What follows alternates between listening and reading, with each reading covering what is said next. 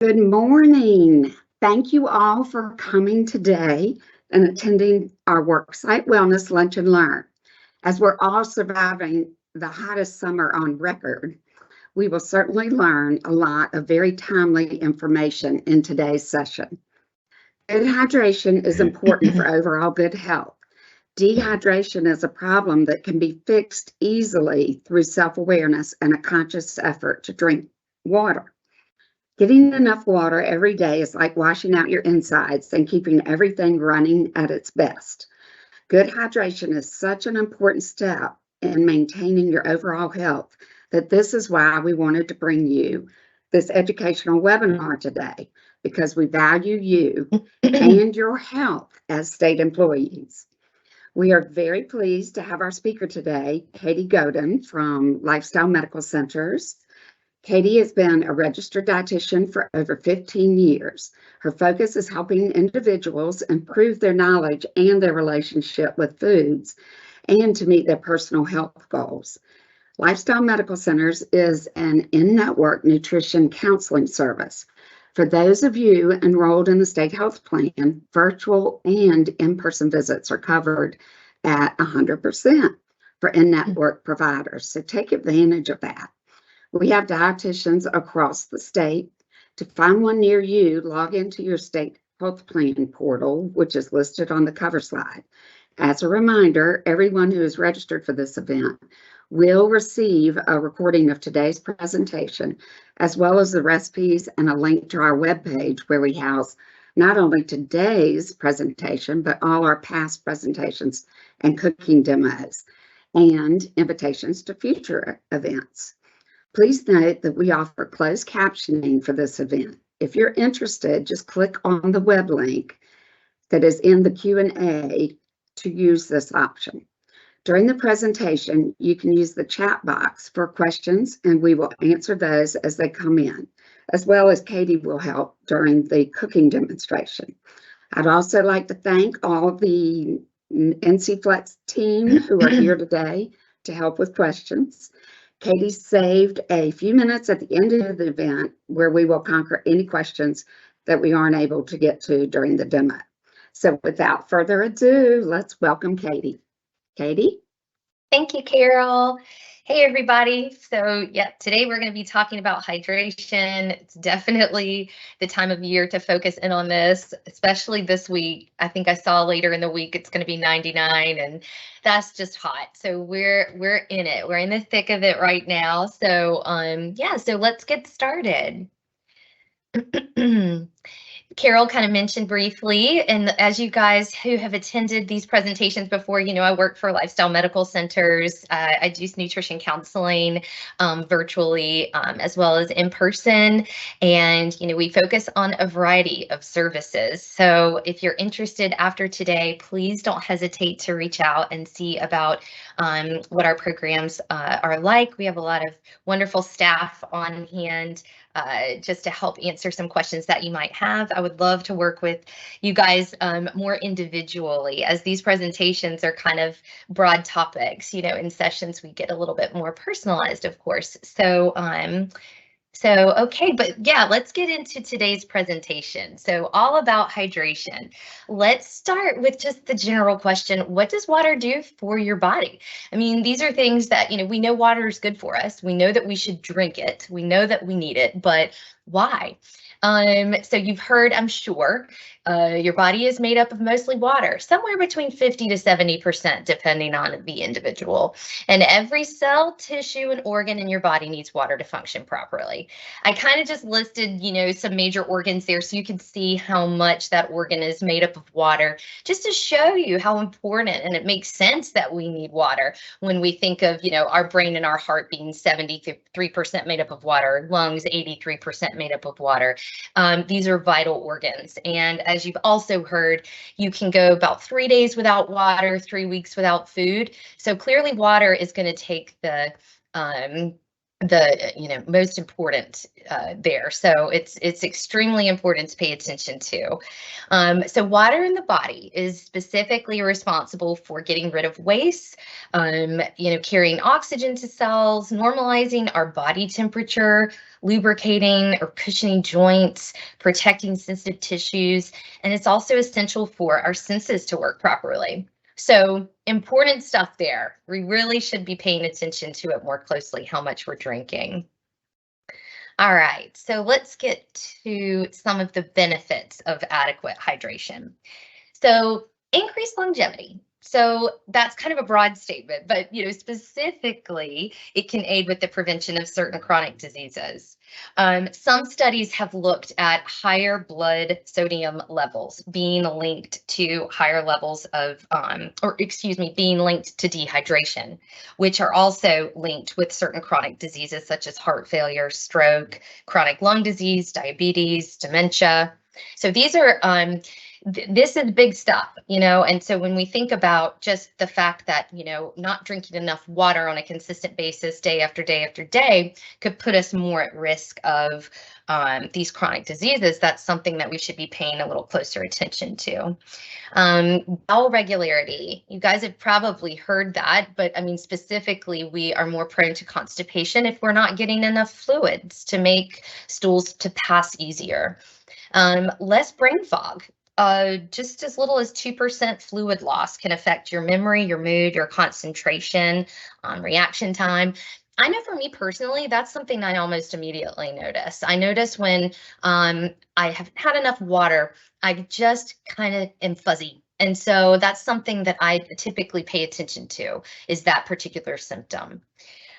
Kidney stone prevention. So water dilutes substances in our urine that lead to these stones. So for just general good kidney health, we should be drinking plenty of fluids throughout the day. We can have increased energy, specifically related to the fact that being dehydrated can slow down circulation and it can affect blood flow of oxygen to the brain.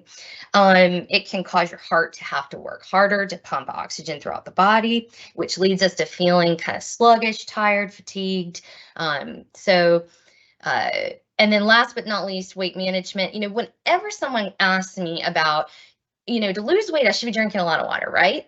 And I mean, I guess. So there's the reasons behind the weight management side is more of kind of a behavior than it is an actual metabolic mechanism personally. And a lot of studies haven't really kind of linked increase in metabolism with a bunch of water intake. So, but what water intake does do is it can replace snacking outside of hunger. A lot of times I tell people when you're thirsty, sometimes we take it as we're hungry and we eat and we graze. I say take a peek at when the last time you drank fluids were. Maybe that's what we need to focus on instead of eating another snack. And then also, of course, when we replace sugar-sweetened beverages with water, we're of course reducing calorie intake. And so water can help with that in that way. All right. So, okay, how much do we need and are we overcomplicating things? Always yes, in my opinion. I feel like we are constantly overcomplicating things when it comes to our health. That's just what we want to do. We want to micromanage every detail, and I appreciate it in some ways, but I really want people to just kind of get back into more of an intuitive state with some of their health or some of their things, that you're trying to focus on for your health. And that's personally what I like to do with people. I know that, if you've seen me, come to me, I don't love to spit out a bunch of numbers because the last thing you want to do is go home and have a specific range number for every single detail that you should be tracking every single day. It's very tedious. And you're not going to do it for very long. Now, I get, though, we need certain understandings of what recommendations are. And then I like to work with people on behavior strategies more than just kind of focusing on that specific number all of the time. So where did this whole 64 ounces a day come from? So basically back in 1945, the recommendation came from the Food and Nutrition Board of the National Research Council. They were saying, based on some research and studies, that an individual needs around 64 ounces of fluid every single day. However, when this recommendation was made, it did not, people were kind of confused, and I think it didn't get across that they were kind of talking about total fluid consumption, including food intake. I'll get into this in a second, a bit more specifics behind it, but about 20% of your fluid intake can come from, or up to 20% can come from food intake, depending on what types of food you're eating throughout the day.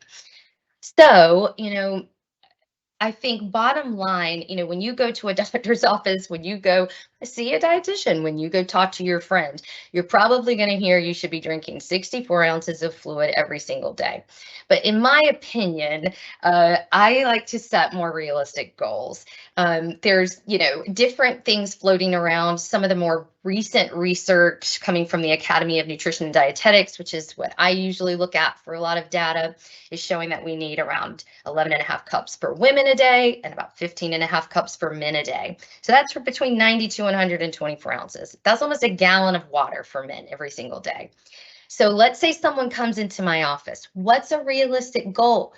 When someone comes at me and tells me they're drinking 20 ounces a day, do you think I'm going to send them home with a 124 ounce goal? That would not be what I would want to do. So I would want to work on why we're not drinking enough, how we can make it easier to drink more, how we can make water and other, fluids more accessible. What are our barriers? That to me is a bit more important than just knowing that number. And then also, most importantly, we need to listen to our body. Most research that's out there is showing that if we are very intuitive and listen to the signs that our body is giving us, then we will stay adequately hydrated. There are certain individuals that aren't going to be able to do that as easily, and I will talk about that in just a second. All right. So what affects our daily requirements? There's a lot of things that affect our daily requirements. And so age is one of them. When we think about young children, we think one thing I think of is that they're known to overheat very easily, and they are going to need a bit more caution when it comes to certain things that could overheat them quickly. They're going to need more fluids, especially when they're in kind of their growth spurt years. Think increased metabolism. That's something that is going to increase your fluid needs. Increased energy needs, which means calorie, basically. Increased calorie needs due to an increase in metabolism is going to cause you to need more fluids. That's why just telling someone they need 64 ounces a day is pretty inaccurate. You're going to have ranges. You're going to need to listen to your body. And you're going to have to understand times in which you're more at risk of becoming dehydrated, which I'll mention here in a second. Male versus female, we're going to need, as I mentioned just a minute ago, you're going to have different needs based on, your gender. You're going to, a lot of that is dependent on metabolism. So males tend to have a higher muscle mass, which increases their metabolic rate, which creates their needs for water or fluids in general to be a bit higher. Activity level. So I'm sure that makes sense, but I mean, if we're out perspiring and losing body fluids from sweat and out in the heat, we're going to need more fluids due to that. Also climate where we live, when we live in a hotter climate, especially if we are working outdoors and we're outdoors a lot of the time, your fluid needs are going to be different as a result. Pregnant lactating women, again, that goes back to their energy needs, their calorie needs are higher, so they're going to need more fluids. And then any illness or certain comorbidities.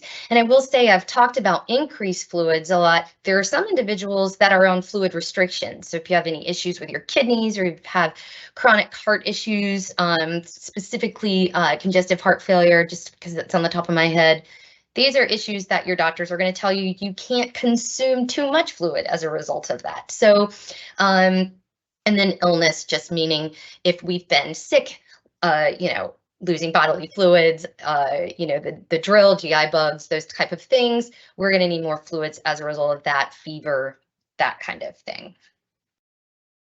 Okay. So what are some signs? I think this is something that we really need to be aware of. And I'm also not trying to, create, scare anybody here. But I mean, I do think that we need to be aware, especially in this heat, that we are more at risk of becoming dehydrated. So an overwhelming sense of thirst is going to be one sign, okay? And not just, I'm thirsty, I need a sip of water. It's more, I need water, I need it now, super dry mouth. That's more of that overwhelming sense of thirst.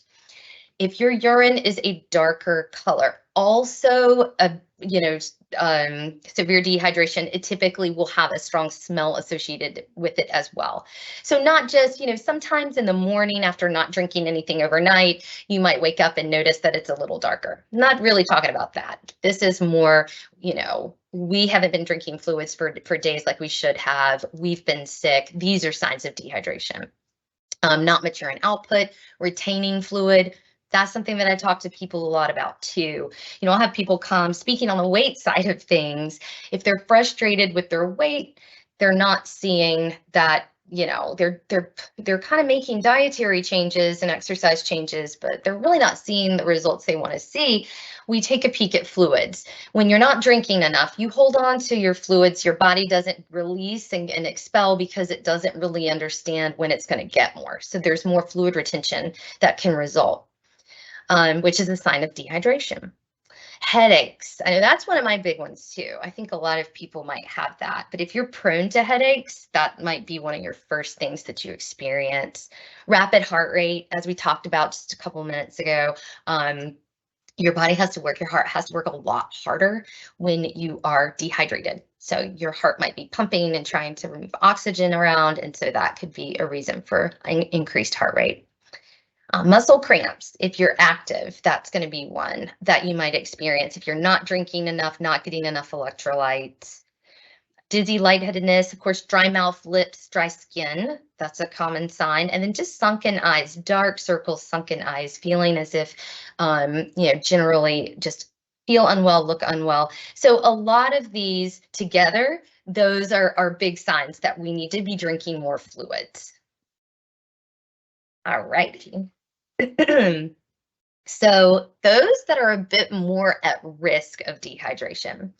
I'm mentioning diagnosis of diabetes mainly because in the beginning, when you are first diagnosed, your kidneys are working overtime. They're filtering and absorbing extra glucose that is building up as a due to just being insulin resistant. Your insulin not working, not taking blood sugars in. It's kind of floating around in the blood more. So as a result, that extra sugar goes into your urine, and along with that, additional fluids from the body's tissues. So that's a bit scientific, but just so you understand why I'm mentioning diabetes specifically. So dehydration is one of the first signs, one of the first things when you're first diagnosed with diabetes and your blood sugars are just completely all over the place, not in control. You're going to notice that you're having an overwhelming sense of thirst. And so once your blood sugars get under control, you might not notice that as much anymore. Being sick, having a fever. These are things that kind of produce you to have a higher metabolic rate. That's one thing. So you need a little bit more fluids due to that reason. Whenever we have a fever, our metabolic rate goes up. Our body is trying to work overtime to fight whatever's going on. And then when we're sick, we often don't want to drink. Even though we need to drink a lot of fluids, we don't feel like it, especially if we have a GI bug or something like that that's creating us to feel nausea and not well. So we're definitely more at risk due to those reasons. Overexposure to sun. So if you're not taking care of yourself, one thing, just a little side note, my son, I mentioned this earlier, my son is at a soccer camp this week and I've been all on him. I'm like, you've got to listen. You've got to do all the things that I'm telling you to do. He's 11 and he can kind of take sort of care of himself. He still needs a little extra encouragement though at times. And with me not being there, I'm telling him how important it is, how hot it is this week. And so one thing that I'm having him do, if you guys have not seen these, and maybe some of you have, are these little cooling towels that you can kind of wrap around, kind of like gaiters, that we used to have to use all the time for masks and stuff. You kind of pull it over your head and it just rests on your neck and it keeps you cool. So keeping that core body temperature down is really going to help too. Excess alcohol intake. I mean, we all kind of understand alcohol and what it does to our bodies and how it dehydrates us. 1 to 2 drinks, not a problem, but having more than that, we might notice those signs of dehydration. Increased sweat post-exercise, certain diuretics, which are medications that increase urine output. People that tend to hold fluid due to certain medical diagnoses that are required diuretics to pull fluid off, that can put them at risk of being dehydrated. And then as we age, as I mentioned before, our thirst sensation decreases. I worked at a long-term care facility for a couple of years, and that was something that, we would really have to pay attention to. Those individuals that just needed that extra care, that extra encouragement. Kids need that too, because they're, so it's kind of like the young kids into older age. They really need a little bit of care, a little bit of, overseeing to make sure that they're getting enough. Okay. All right. So now getting into kind of the specifics of what we can drink. Okay. So fluids that count, of course, water, but I'm sure you guys are wondering, if not, I will tell you the different types of water, and is one better than the other? So I am never someone that sets super high standards on things, especially water, only because we are not all created equal in what we can go out there and buy for ourselves. And so I just think there needs to be flexibility with that. Considering we live in the United States, we have a tightly controlled EPA, FDA, our water is safe to drink. It's been purified, it's been filtered. There are filters you can buy for your home to make it easier, mostly to taste better.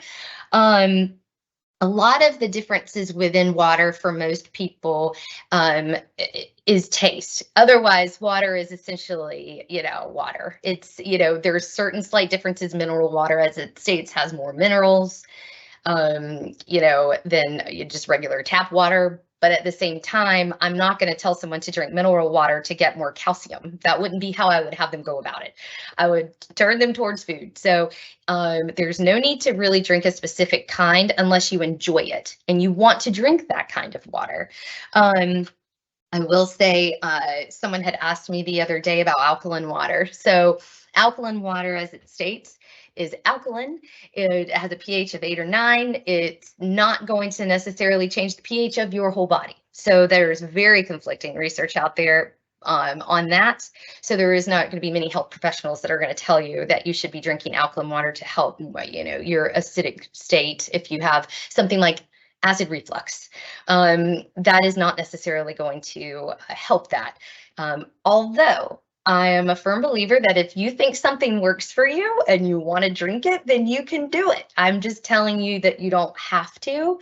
And so, yeah, I just wanted to kind of talk for a second there about the different types of water, because I'm sure you guys may have more questions about that too, which I can take in a second. Other beverages, anything that's unsweetened, of course. When we think of milk, I have a couple different types on there. I mean, the unsweetened almond milk is good just because a lot of people have dairy intolerance, just meaning lactose intolerant. They're not able to drink a lot of dairy. Some people avoid it for other reasons, but milk would count towards your fluid intake as well. Herbal teas.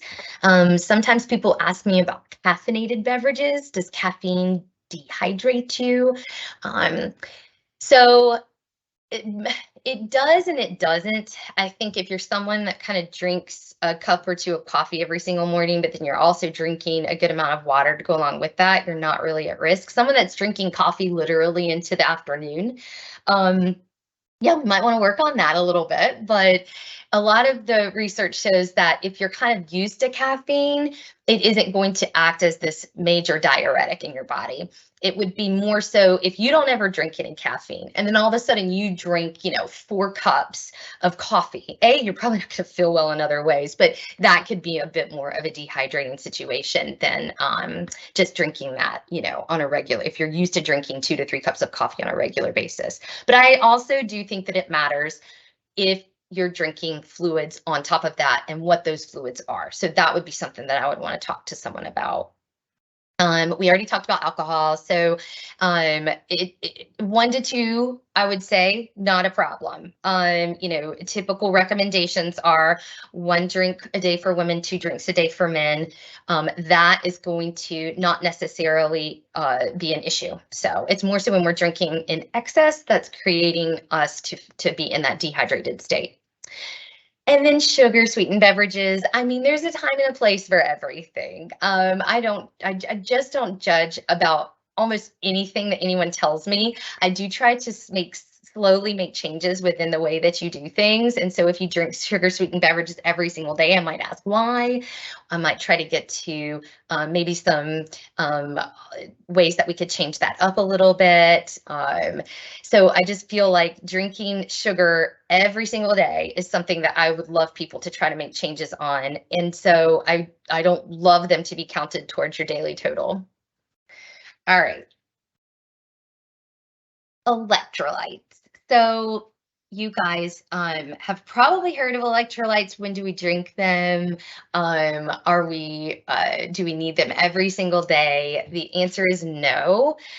We get them every single day from food, but we don't need added electrolytes every single day. So I'll go over why and when you need them. But basically they help maintain fluid balance in and out of your cells. So your body needs sodium, magnesium, potassium, calcium, chloride, phosphate, and bicarbonate every single day to maintain adequate fluid balance, which you typically can do just on a day-to-day basis without needing additional electrolytes added into your water or drinking them from a separate beverage. So when you would need those is when you are at risk of being dehydrated. So let's say we're working out in the heat all day. Let's say we are exercise duration more than 75 minutes, specifically outdoors, sweating profusely. If we've had a GI bug and we've lost a lot of fluids, a lot of bodily fluids in that way, yes, these are times in which I would push electrolytes. And I have some examples here on the screen. I really like Thorne. That's a really good reputable company. And this particular one, you can just get it on Amazon, but it doesn't have a lot of sugar or alternative sugar sweeteners or anything like that in there. It's just simply add it to your water and stir it up, drink it. Noon Sport tabs are also good. But again, these types of electrolytes supplements have a lot of salt in them, okay? Because they're meant to be used if you're sweating and you're getting rid of a lot of salt from your body.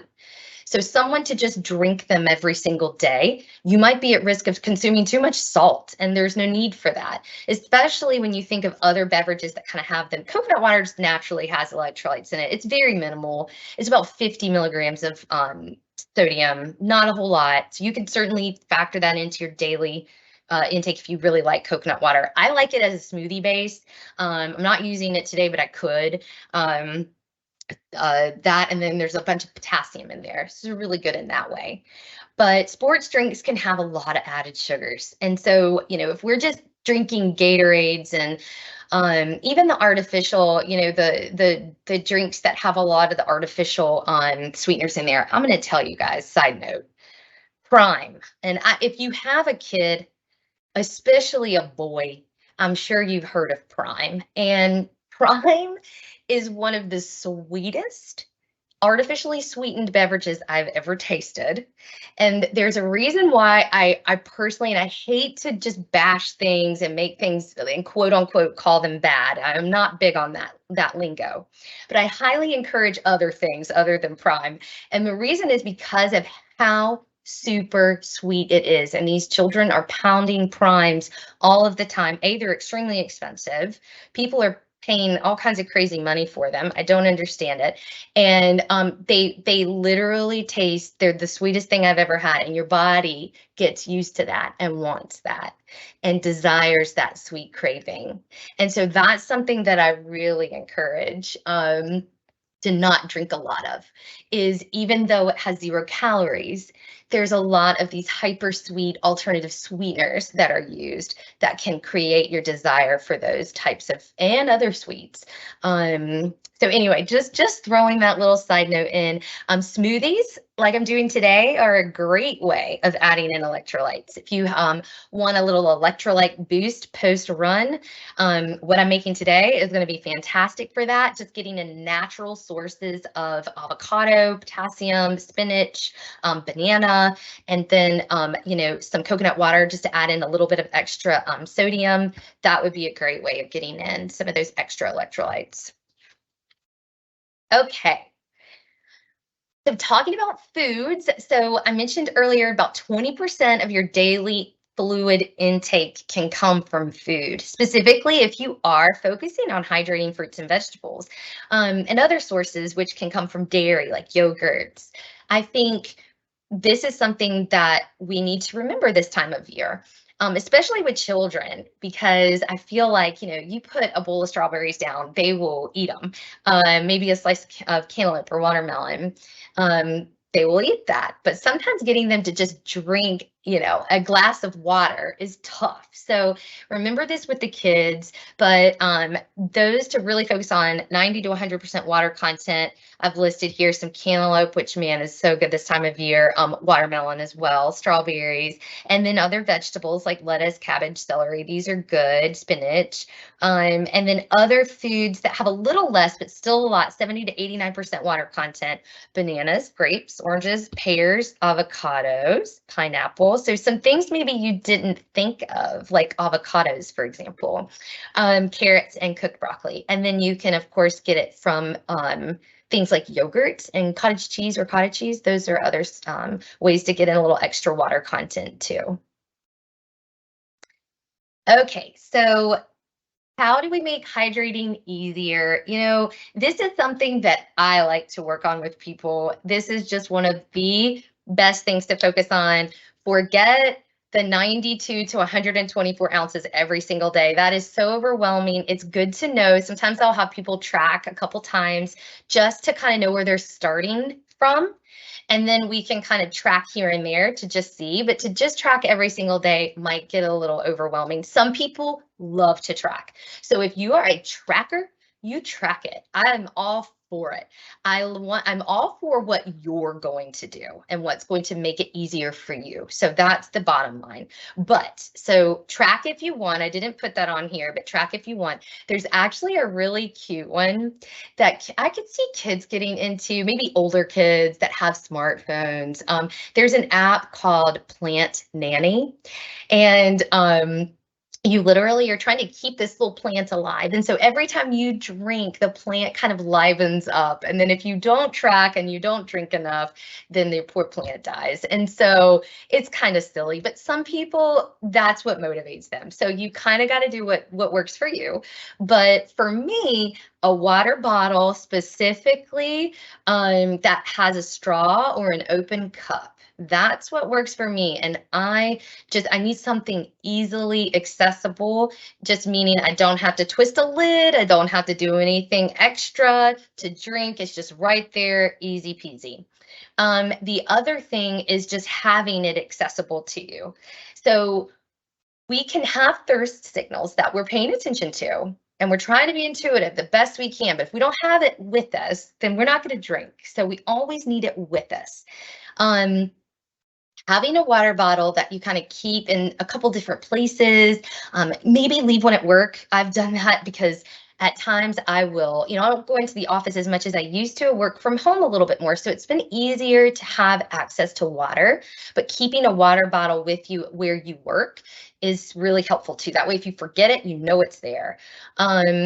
Some people want a small glass versus a large glass because it's less overwhelming. And I'm telling you, that has worked for some of my people that I counsel. They'll get little 8-ounce glasses and they will fill it up over and over again. They would rather do that than have, I have some people with these huge half-gallon water bottles that that's what does it for them. They want to know that this is what they need to drink all day long and they just got to get through it. So that doesn't work for me, but that works for some people. So again, you kind of have to figure out what works for you. And I like working on that kind of stuff with people, figuring out what tricks are going to help you. Get started early. I was just saying earlier, if I don't start first thing, I'm not going to do well that day. That's just a fact. If I wake up in the morning and I fill my cup up first thing while I'm making my coffee and I drink a little bit of water, it's probably going to be a good day. Have a glass of water with your meals and also drink throughout the day versus large amounts at one time. So if we're drinking throughout the day in little bits, kind of consistently, and I think we're more likely to just get more in total. We don't seem as stressed about it, versus just, oh my gosh, I haven't had anything to drink in 3 hours. I need to chug this glass of water. But we actually are using that more efficiently in our bodies too when we drink in that way, when we kind of sip slowly, drink a little bit for, the whole length of the day. Plan ahead, and that's my biggest thing with everything. I mean, I don't know how many times I tell people you need to plan, you got to plan ahead for stuff. Plan ahead for drinking your water. Have something with you. Like I said, keep something with you at work. Make sure if you're going to be traveling and out a lot that day, have your water bottle with you, stick it in your purse, keep it in your car. Try a water challenge. Those are fun to do at work. Those are fun to do with friends. Those are fun to just do in general. Just something that's going to keep you driven and motivated is what I think is best. And then add some flavor. In my references, I've listed, I have a link there that kind of gives you some infused water recipes. So it just makes water more fun. I've got a hint, that hint water bottle there. That's something that you can get out if you like just a touch of flavor. Sometimes people don't like a lot of flavor, but they just want a little bit. So hint water is good for that. And then also seltzers count. We didn't talk about seltzer water, but seltzer water is completely fine if you're not sensitive to a lot of carbonation. So, all right. So yes, these are references, and we are going to get into the smoothie time. We're going to prep some bags first. All right, guys. So I'm going to get out my ingredients, and you're going to have a recipe that you're going to get sent home with, or maybe you already have that. There are some things that I'm adding to it, so you can kind of maybe jot this down as I'm saying it, but I'm going to give just a couple different tweaks to what this recipe is based on some of the things that I like to do, and just to kind of create a little bit more balance. But I'm going to get a couple things out of the freezer really fast, and we'll get started.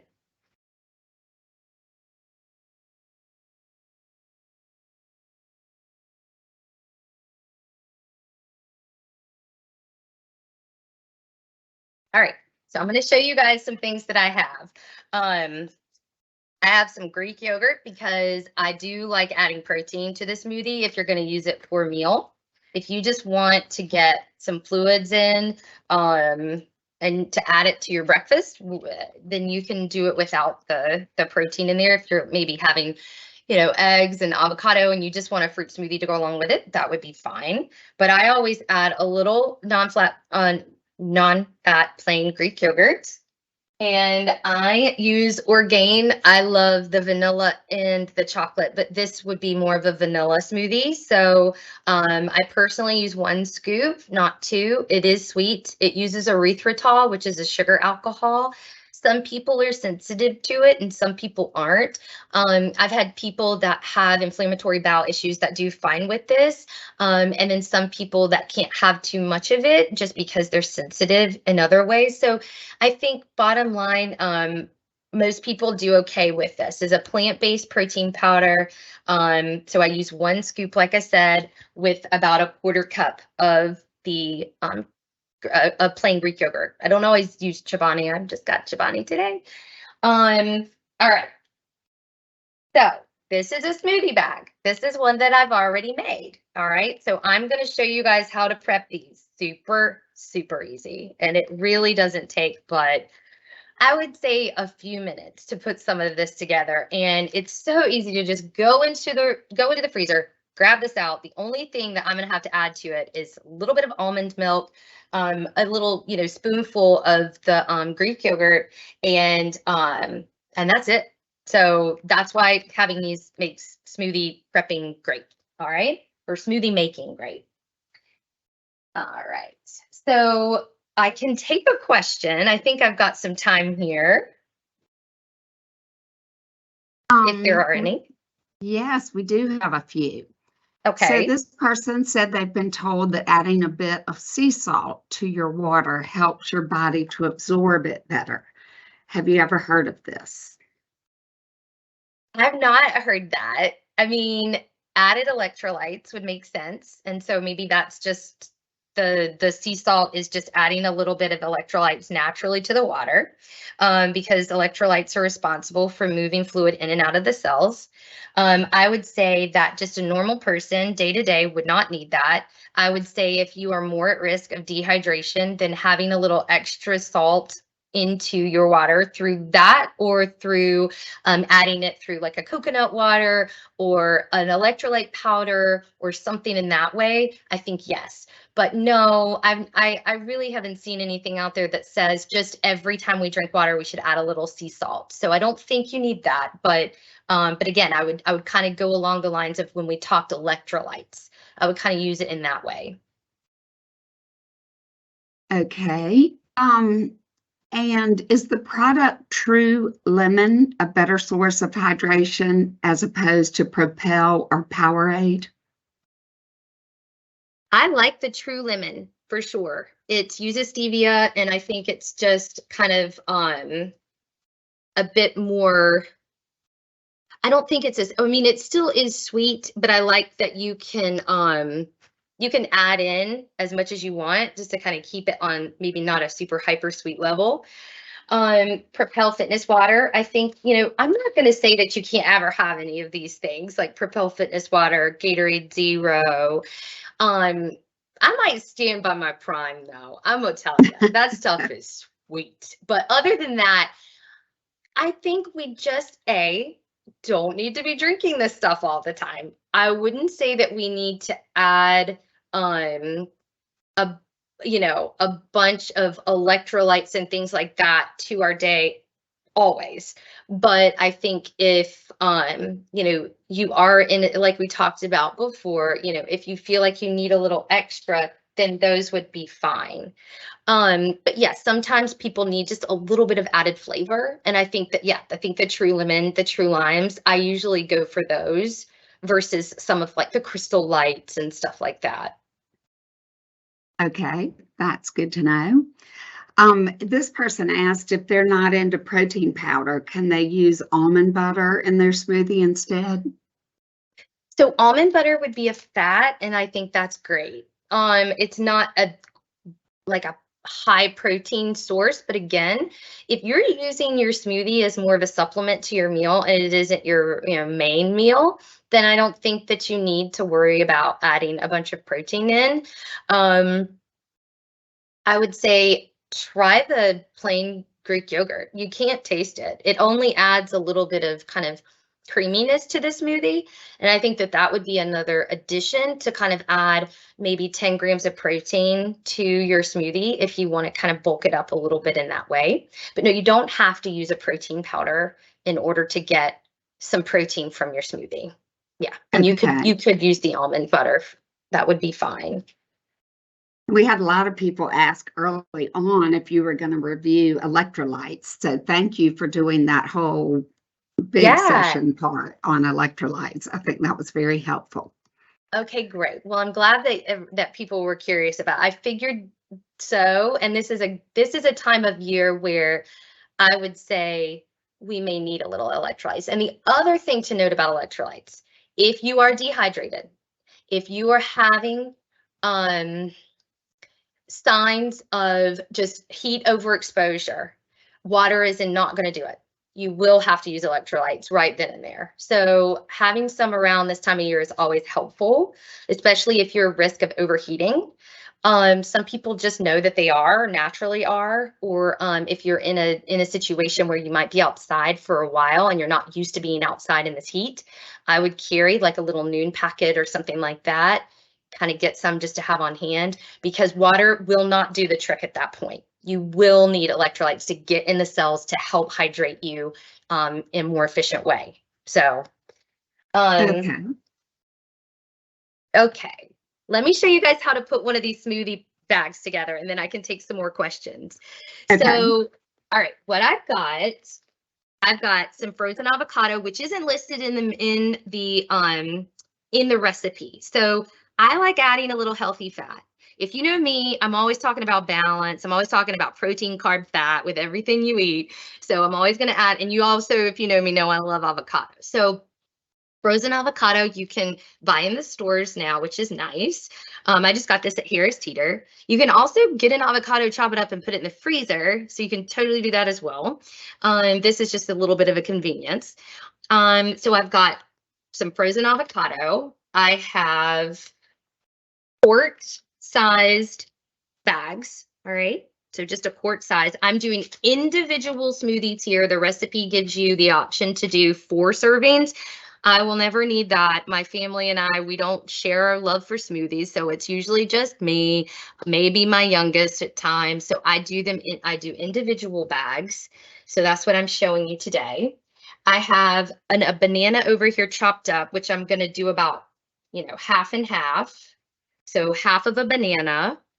I have some spinach, okay, and I'll give you the measurements as I do it. And then I have a bag of frozen berries, because there's no reason that you need to buy fresh for smoothies. You aren't going to notice the taste. That it's going to be a flavor, but it's not going to be, like you want like that good texture of a fresh berry. You're not going to notice that as much. So get frozen, they'll last longer, it's cheaper. I'm also going to add, after, I'm not going to put this in my freezer bag, okay? The things I'm going to add after are a 1/4 teaspoon of turmeric, because this, despite alkaline water, has been shown to help with being anti-inflammatory. And so this is something that, why not just add a 1/4 teaspoon? It's not going to do anything but just give you some good stuff. I've had people where it's helped their reflux. I've had people where they don't notice a difference. But in general, it's anti-inflammatory. So I think, why not add that? And I told you about my Chobani, and I told you about my protein powder. But first, we're going to just do these. We're going to do 2 smoothie bags. All right. So we're going to add half of a banana. And I'm going to do 2 at a time. And these freezer bags are going to last you about a month. All right. I think they're probably, oh, sorry guys, just grabbing a paper towel. I think they're probably fine longer than a month, but I think based on freshness and the way that things can kind of get in the freezer after too long, and then you forget about them. Let's be honest. If you're not using them for a month, you're probably not going to use them for 6. We forget about things. So try to put them in eyes view so you don't forget about them. I'm going to do half a cup of spinach. So you can put more. Honestly, guys, I mean, I love a good recipe, but let's be honest. It's okay if you just kind of take, because it's kind of annoying to measure spinach like that. I would just take a handful of spinach and put it in your bag. All right. Don't be scared of spinach. You don't even see the color, and you cannot taste it at all. All right. It's just adding nutrients. All right. So I have about a handful of spinach in each bag. Then I'm going to add my berries. So a half a cup of mixed berries.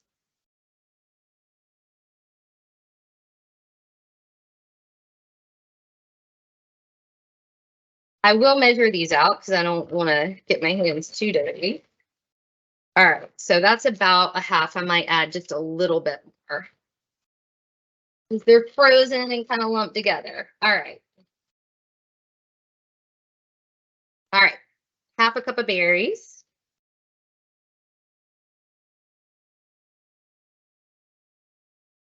Now, you can also go to your local farmer's market or wherever you like to get your yummy berries this time of year, and you can freeze them yourself if you want to do it that way. But like I said, this is just an easy peasy convenience way. All right. Now we have our avocado, and I'm going to wash this off really fast.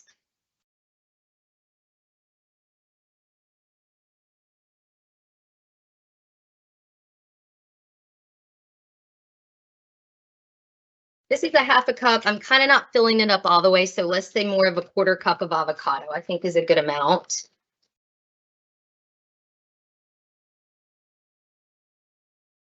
All right, that is it. So in these bags, I like to kind of get the air out so that, you know, kind of fold it up a little bit like that, and then seal. All right. Then you can write, of course, you can write the smoothie, the date you made it, but in here you've got half a banana, half a cup of spinach. Well, let's say a handful of spinach, half a cup of your frozen berries, a quarter cup of frozen avocado. So you've got you've got a vegetable, of course, but you've got your berries for fiber, a little banana for potassium. Avocados also have a lot of potassium.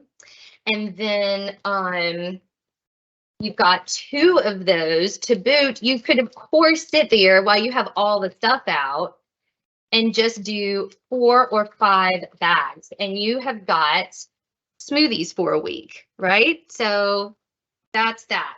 So I'm going to show you how to make one now from the freezer, or from the bag that I already have frozen. What other questions do we have while I'm getting that situated?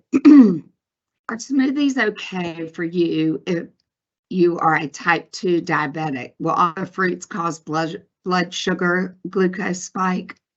The key to that is balance to your smoothie. All right. And so anything that I make for you guys, anything that I show you guys, I'm always taking in blood sugar management into consideration, even that half of a banana. The key to managing your blood sugars is that avocado and a little bit of protein, whether it's from this or maybe a little bit of plain Greek yogurt, because plain Greek yogurt does not have sugar. It does not have added sugars. It only has 4 carbs. So, or this has 6 for our 3/4 of a cup, but I don't use 3/4 of a cup. So, and you'll have maybe about 10-ish grams of protein, which is good. And then with this, there's no sugar. So you would add just protein. And berries are loaded with fiber.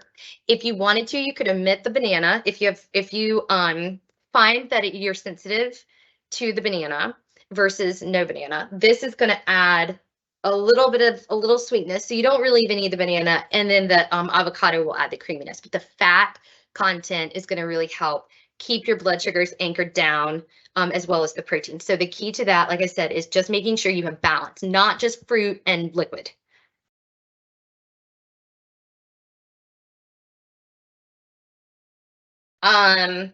Okay, so I'll show you guys how to make this really great. So I've got my freezer bag. I'm just going to dump it in. Right.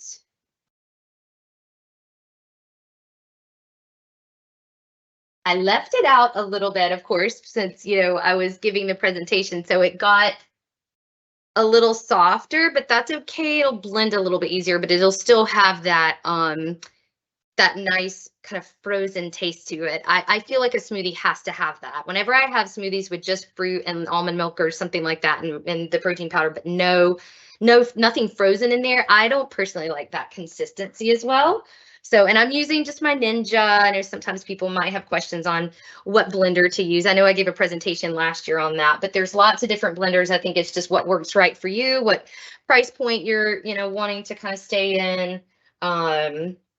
Okay, so I am going to add, like I said, a scoop of the Orgain. So just 1 scoop. Whoops, where'd you go? All right, 1 scoop of the Orgain. Orgain has about 21 grams protein. So this is going to add about half of that, 10.5 grams. All right, so we have our protein powder in there, but I'm also going to add just a little bit of this Greek yogurt.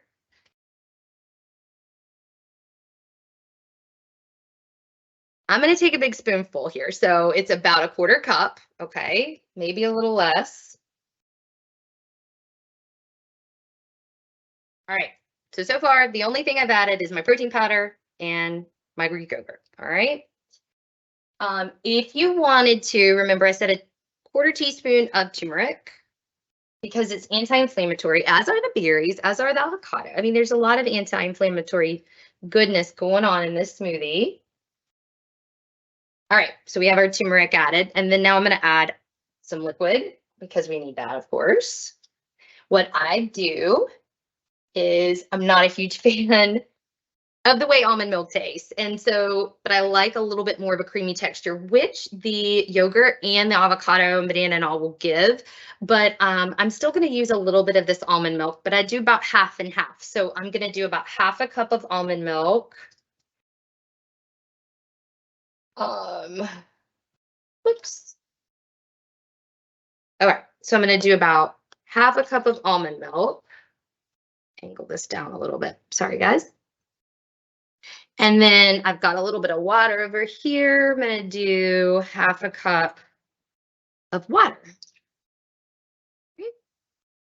You don't necessarily have to do this, but I'm just going to kind of get some of this stuff off the sides and just kind of slosh it around a little bit in there. Sorry. You're fine. Okay. And put my top on.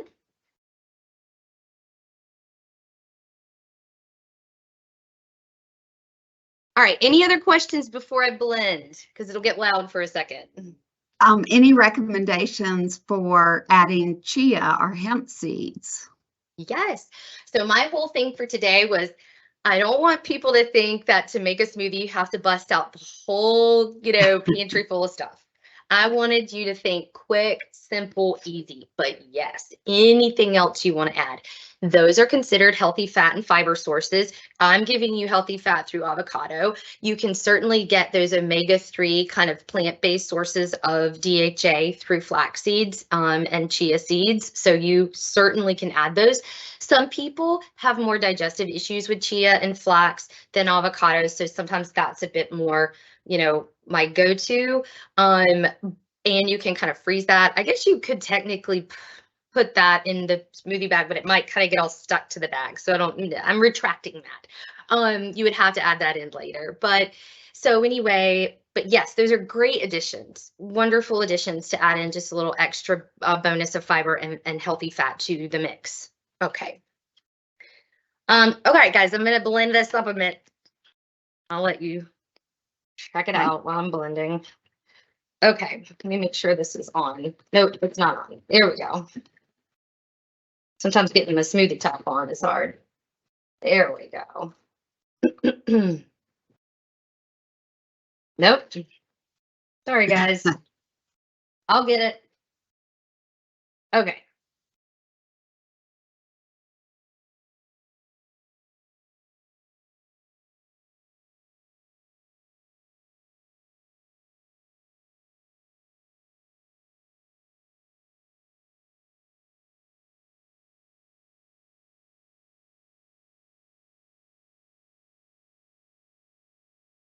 All right, I hope to have blended that thoroughly. Sometimes you'll get like a chunk in there, and that's not my favorite, but it happens. No chunks. Woo-hoo. All right. There we go, guys. See, you can't even tell there's spinach. Yay. Because I know sometimes people don't love the way that spinach looks. I mean, you can kind of see little bits. So good. So good. It's really not super duper sweet, which I like. Sometimes people might prefer a little bit more of the protein powder just to bulk up the protein. But this is so refreshing. It could be a little bit colder if I'm going to judge myself. My smoothie bag, sat out a little long, which is fine. I mean, it's not a big deal in other ways other than just like, I would have loved it to be a little bit more kind of icy. So you can always add a little ice too. So cheers. Any more questions? No. Well, there are a few. Yeah. Some are about supplements, and I just want everyone to know that our next session is August 15th. where we Yeah. will be talking about vitamin and mineral supplementation. So that will be a great time to learn more about adding collagen powder or You know, I am bovine. curious if people want to throw out some things they're interested in learning more about, because supplements is going to be a loaded question, but I can't Yes, talk about them all. That's for sure. exactly. But if so, collagen, okay. If there's anything else that Collagen. you guys want to chat, put in the chat Um, box. okay. Chia seeds, do those cause inflammation? Is that true or false? They do not. No, no, no. Okay. Chia is very much a good added nutrient, especially for a smoothie would be great. There's other ways you can use those. I will talk about supplemental foods, so we will talk about that more because that's more my speed.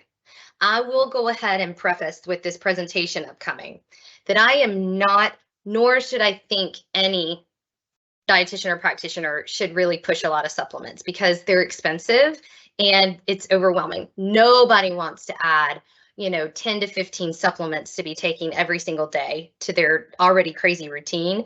But I'm going to highlight things that I really think are important for us to try to get through food. And if you can't get through food, these are my top dietary supplements that maybe we struggle getting in a day. So but if there's something that someone's interested in learning more about and you want to throw it in the chat really quick, I mean, I'm all about making sure people are getting information they're curious about too. So, Right. yep. Okay. And how many calories are in that smoothie that you just made? Is it a Okay. meal replacement and how many can you have a day? Okay. How many smoothies can you have a day? Yes. Oh, well, I So mean, I, I'm all about variety, guys. So but you can vary up those smoothies, but you might get tired of them. Maybe 1 to 2. I wouldn't want you to do that every single day. But sure, smoothies can be a great healthy addition. Calories for this particular smoothie. Let me use my dietitian ninja skills because I did not calculate that. I would say for the berries about 60. Sorry, I'll do this in my head, guys. I would say for the avocado, yeah, about 50. The protein powder I used half.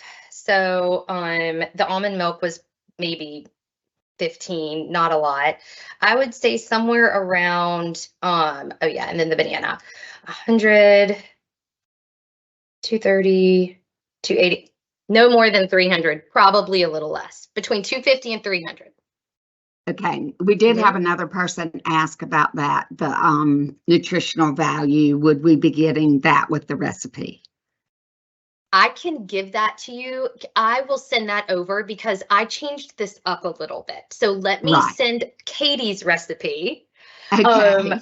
in addition, Clean Food Crush, where I got the website, does not calculate her calories. So there's some people that Okay. don't really focus in on that, but I'm also someone that I'm kind of in the middle. So I want people to understand balance is the most important thing, but then also we kind of want to know too, are we getting enough? So I will calculate that out and send that over. But yes, this would be, it would depend on the person if this would be a meal.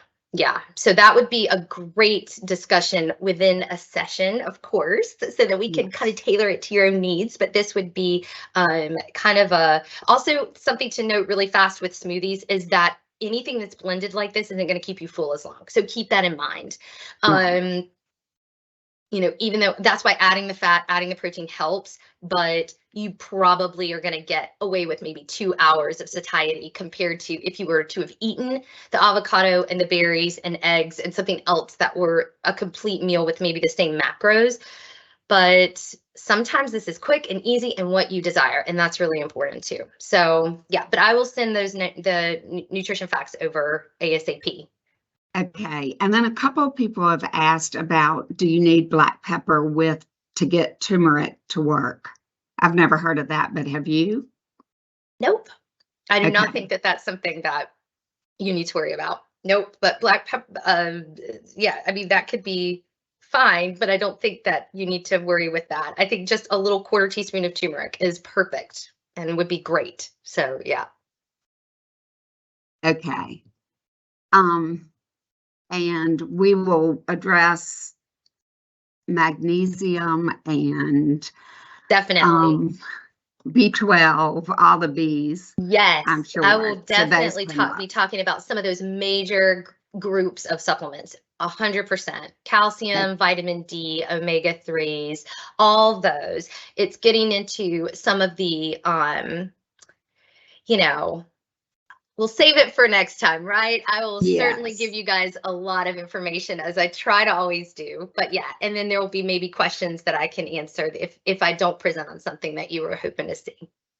Okay, and I know we're over time now, but we did have a person who's asked twice that they wanted to know how to get an appointment specifically with you, Oh, yeah. and that when they called, they the Lifestyle Medical said that you were not working there anymore. So can you When address? was that? I hope it wasn't in the past 8 months. I don't know. It sounded kind of like it was. So maybe put your contact information in I will. our I'll give you response. I'll give my email out, because that would be interesting. I That's will make right. note of that to my staff, because I definitely work there, people, and I see virtual people every day, and except Fridays, and I'm in the office on Thursdays. And so Okay. usually you just call, you will get set up with a clinician, okay? And then the Right. clinician is who puts you with me, not the person so you get initially put with one of our clinicians to get put in a program, and then you have your dietitian visit next. So Okay. yeah. All right. And okie doke, I'm answering that one. Okay. And other than that, I just want to reiterate that we have another session in August 15th, and it will be on vitamin and mineral supplementation. And there are a lot out there that people are taking that don't need to be taking. So this will be very informative, and I would encourage you to attend. Yeah. Thank you all. Thank you. All right, guys, stay cool and You, hydrated. you too, definitely hydrated. Yes. All right. Bye. Bye.